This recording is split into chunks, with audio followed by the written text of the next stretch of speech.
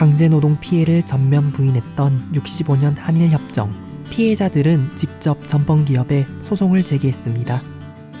그 사람들은 일본 사람들이지 너네 나라 사람들 아니다. 강제 동원된 명단을 가져와 봐라. 그래야 내가 이야기해 줄 수 있다. 위안부가 어디 있었냐라고 하면서 그 피해 사실을 전면 부인해 버립니다. 그리고 그 이후로 한 번도 강제 동원이 협상 내용에서 의제가 돼서 논의돼 본 적이 없어요. 반인륜적 전쟁 범죄, 아동의 강제 노역에 관한 불법행위에 의한 손해배상 문제는 한 줄도 거론되지 않고 있죠.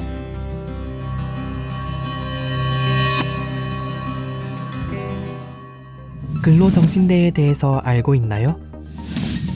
일제강점기 시대 일본에 끌려가 군수공장 등에서 강제 노동 착취로 피해를 본 사람들입니다. 전쟁으로 부족한 노동력을 충원하기 위해 새빨간 거짓말로 조선 소녀들을 현혹해 임금을 지불하지 않았습니다. 언니 뭔 돈을 받아? 일본 집에서 가서 있으면 그가 주소가 다 있으니까 다 보내준다고. 소송으로서 승소한 그 개인만을 보호하게 돼 있습니다. 결국은 포괄적인 문제 해결이 안 된다는 것이죠. 양금덕 할머니 등 5분이 대법원에 승소 판결을 했지만 나머지 수천 명의 강제동원 피해자들, 수만 명의 강제동원 피해자들은 아무도 그들의 피해를 배상해주고 있지 않습니다. 결국은 그걸 하기 위해서는 일본 정부, 일본 기업 그리고 우리나라 정부가 나서서 포괄적인 문제 해결을 노력을 해야 되는데 피해 해결이 만만치 않은 거죠. 그래서 어쩔 수 없이 힘들고 멀고 지난한 일이지만 소송을 할 수밖에 없었습니다.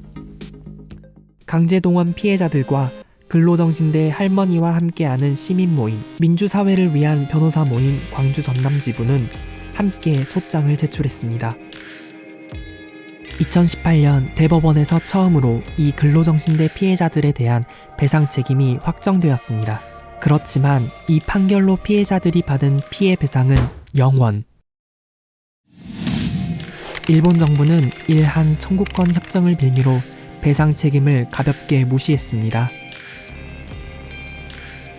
지금 이 순간 추가 소송은 시작조차 하지 못했습니다. 소장을 상대방에게 보내는 것이 소송의 가장 첫 번째 절차입니다.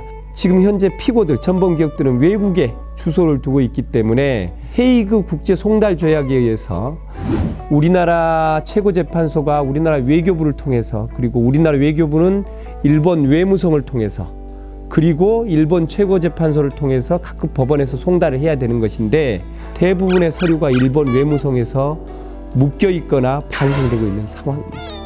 소송에 협조해 줄 수 없다는 것이죠. 강제동원 문제를 일본 정부가 해결하고 싶지 않다는 것이고 대한민국 판결을 거부하겠다는 것이죠. 국가가 아닌 개인의 손해배상 청구권은 일본에서도 인정한 사실입니다.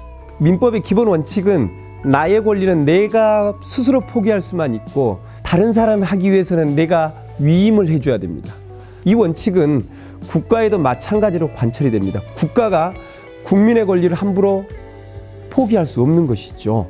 이 사건과 같은 경우도 마찬가지입니다. 강제동원 피해자 개개인의 권리를 국가가 위임받지 않고 포기한다는 것은 법률의 일반 원칙에 반하는 것입니다. 피해자들이 진정으로 원하는 것은 단지 돈이 아니라 올바른 역사인식과 진정한 사과입니다. 양금덕 할머니만 보아도 일본에서 10년 재판 투쟁을 했습니다. 그리고 대한민국에서 또 10년 가까운 재판 투쟁을 했죠.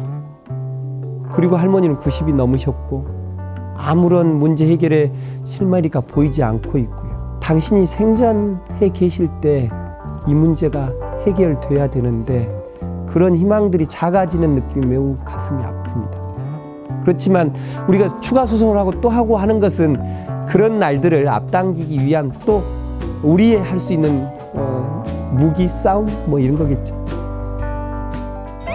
피고 없는 소송, 지속되는 긴 싸움. 지금도 시간은 흐르고 있습니다. 꼭 이루어졌으면 좋겠습니다.